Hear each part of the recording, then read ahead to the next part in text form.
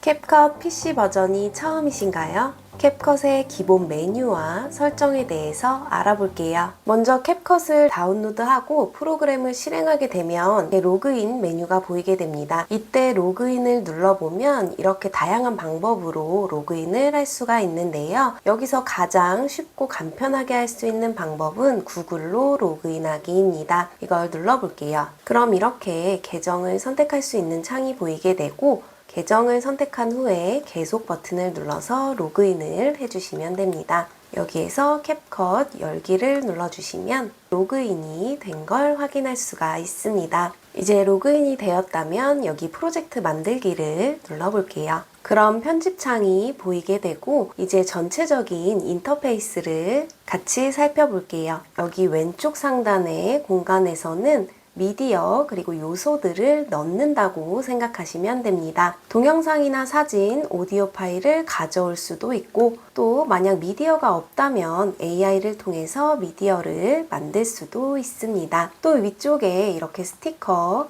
편집 효과, 전환 효과, 텍스트까지도 넣을 수가 있습니다. 미디어 창에서 가져오기를 한번 눌러볼까요? 이렇게 영상을 가져오면 썸네일로 표시가 되고 여기에서 이렇게 드래그를 해서 트랙에 영상을 추가해 주거나 아래쪽에 더하기 표시를 통해서 트랙에 추가를 해줄 수가 있습니다. 만약 텍스트가 필요하다면 텍스트 탭에서 트랙에 추가를 누른 후에 텍스트를 조정해 주시면 됩니다. 여기 플레이어 창에서는 지금 트랙에 있는 영상과 효과들을 확인할 수가 있고 여기 아래쪽에 재생 버튼을 누르면 영상이 재생되고 또 다시 한번 누르면 영상이 멈추게 됩니다. 옆쪽에 보면 확대나 축소를 할 수도 있고 또 이렇게 전체 화면으로 영상을 볼 수도 있습니다. 다음으로는 세부 정보창도 한번 살펴볼게요. 어떤 트랙도 선택되지 않은 상태에서 이 프로젝트의 정보를 보여주게 됩니다. 여기 수정하기를 누르면 프로젝트의 이름을 변경하거나 또 가로 세로의 비율을 정해줄 수도 있고요. 프레임 속도를 조절할 수도 있습니다. 또 옆에 성과를 눌러보시면 프록시를 조정할 수가 있는데요.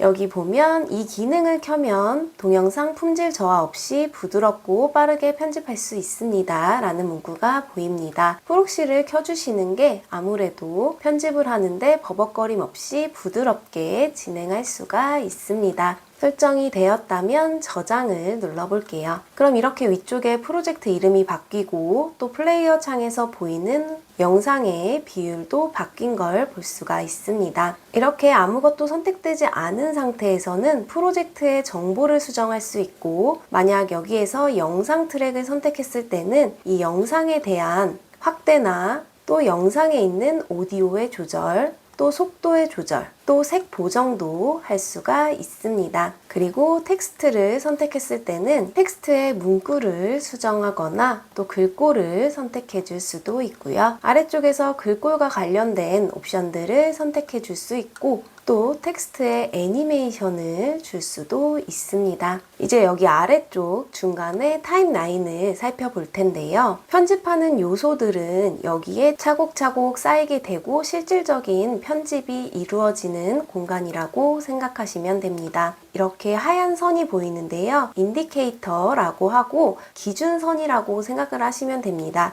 이 선이 위치한 곳에서 편집이 이루어지고 재생도 이루어집니다. 여기 메인 트랙의 메뉴들도 살펴볼 텐데요. 여기 보시면 트랙 잠금을 누르면 이 트랙은 편집을 할 수 없는 상태가 됩니다. 만약 편집이 끝났거나 다른 요소들을 수정할 때 굳이 건드릴 필요가 없다면 잠궈 놓고 작업을 하시면 되겠죠? 또 옆에 트랙 숨기기를 누르면 이 트랙은 플레이어 창에 나타나지 않게 됩니다. 또 트랙 음소거를 누르면 트랙의 소리가 음소거 되는 걸 볼 수 있습니다. 여기 위쪽에 메뉴들도 살펴볼게요. 지금은 여기 이렇게 선택으로 되어 있는데 선택은 이렇게 내가 클릭을 했을 때 텍스트 또는 메인 트랙 이렇게 선택할 수 있는 마우스 커서를 이야기합니다. 그리고 만약 분할로 선택을 해놓으면 노란 선이 보이고 내가 자르고 싶은 부분에서 클릭을 해주면 바로 영상이 이렇게 잘리게 됩니다.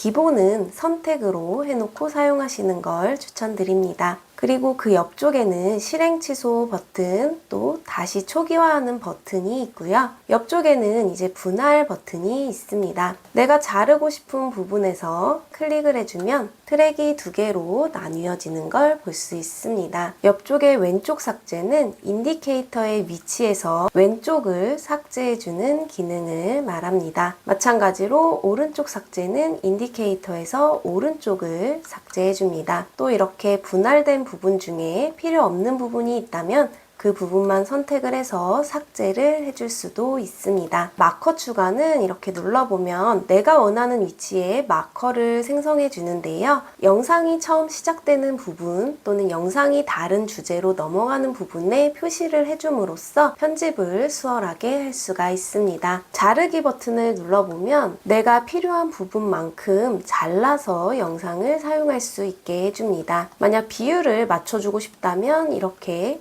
비율을 설정해서 잘라줄 수도 있습니다. 그럼 영상이 이렇게 잘린 걸 볼 수가 있습니다. 그 옆에 이렇게 마우스를 대보면 프리즈, 역방향, 미러링, 회전 4가지 메뉴가 보이는데 프리즈는 내가 원하는 장면을 늘려줄 수 있습니다. 만약 시작에서 이 첫 화면을 조금 길게 해주고 싶다면 프리즈를 누르게 되면 앞쪽에 이렇게 3초간의 정지 화면으로 첫 화면이 나타나게 되고 재생을 시켜보면 이 3초가량은 정지된 화면으로 보이는 걸 확인할 수 있습니다. 또 두 번째 역방향을 누르게 되면 클립을 반전하는 중이라는 멘트가 보이고 클립을 처음에서 끝이 아닌 끝에서 처음으로 재생하게 됩니다. 보면 이렇게 끝에서부터 다시 처음으로 영상이 재생되는 걸 확인할 수 있습니다. 여기에서 유의사항은 만약 음성이나 음악이 있는 영상이라면 역방향이 되기 때문에 말소리나 노랫소리가 이상해질 수 있습니다.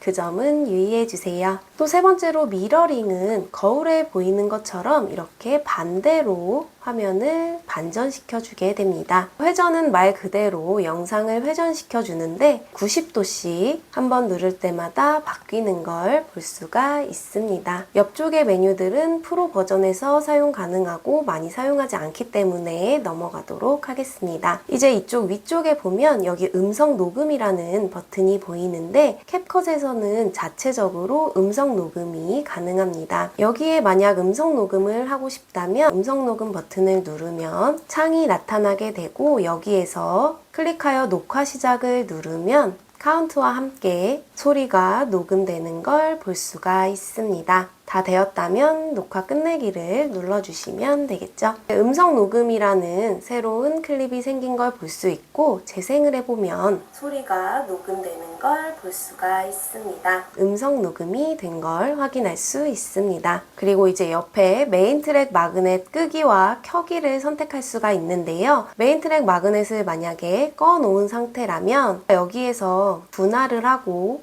이 가운데 트랙을 삭제한다고 했을 때 이 메인 트랙에 빈 공간이 생기는 걸 볼 수가 있습니다. 하지만 메인 트랙 마그넷 켜기를 눌러 놓으면 여기 가운데 부분을 지우면 뒤에 클립이 앞에 클립에 붙는 걸 확인할 수가 있습니다. 영상을 하나만 작업하신다면 마그넷을 켜놓고 작업하시면 빈 공간 없이 편집이 가능하겠죠. 그리고 여기 두 번째에 자동 스냅도 끄거나 켤 수가 있는데 자동 스냅을 끄게 되면 제가 이 트랙을 삭제하고 뒤에 클립을 드래그해서 붙일 수가 있습니다. 확대를 해보면 저는 앞에 클립에 바짝 붙인다고 붙였는데 이렇게 틈이 생긴 게 보이게 되고 재생을 하면 깜빡하고 검은 화면이 지나가는 걸 볼 수가 있습니다. 이때 자동 스냅이 켜져 있다면 초록색 줄이 생성되는 거 보이시나요? 이전 클립이 끝나는 지점을 정확히 알려주기 때문에 내가 원하는 위치에 클립을 옮기는 것이 수월해집니다. 이렇게 재생을 하게 되면 빈틈없이 재생이 되는 걸 볼 수가 있습니다.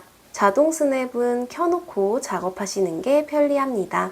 옆쪽에는 연결이라는 메뉴가 보이는데 이렇게 화살표를 눌러보면 연결 설정으로 들어갈 수가 있습니다. 여기 보면 어떤 항목들을 메인 트랙과 함께 이동할 것인지 항목을 골라줄 수가 있는데 저는 모두 선택을 누르고 완료를 눌러볼게요. 그리고 아까 음성 녹음했던 파일을 여기 두 번째 클립과 맞춰주고 이 텍스트 문구도 두 번째 클립에 맞춰줄게요. 여기서 제가 이 메인 트랙을 이렇게 옆쪽으로 이동하게 되면 이 텍스트와 음성이 같이 옮겨지는 걸 볼 수가 있습니다. 만약 연결 기능이 꺼져 있다면 메인 트랙을 뒤로 옮길 때 여기서 같이 시작하는 요소들도 이렇게 따로따로 수동으로 옮겨줘야 하는 번거로움이 있습니다. 옆쪽에 미리 보기 축을 켜거나 끌 수도 있는데 미리 보기 축을 켜게 되면 노란 선이 생기게 되고 이렇게 움직여 보면 지금 이 부분이 어떤 부분인지를 보여주게 됩니다. 일일이 인디케이터를 이렇게 옮겨가면서 확인할 필요가 없이 내가 편집해야 할 부분을 찾는 데 도움을 줄 수 있습니다. 만약 캡컷이 처음이라 조금 헷갈리신다면 미리 보기는 끄고 진행하시면 됩니다. 또 옆쪽에 축소나 확대 버튼을 통해서 내가 편집하고 있는 타임라인을 축소하거나 확대할 수가 있습니다. 그리고 옆쪽에 타임라인에 맞게 크기 조정을 누르면 이렇게 확대된 화면도 한 번에 한눈에 보이게 조정이 되는 걸 볼 수가 있습니다.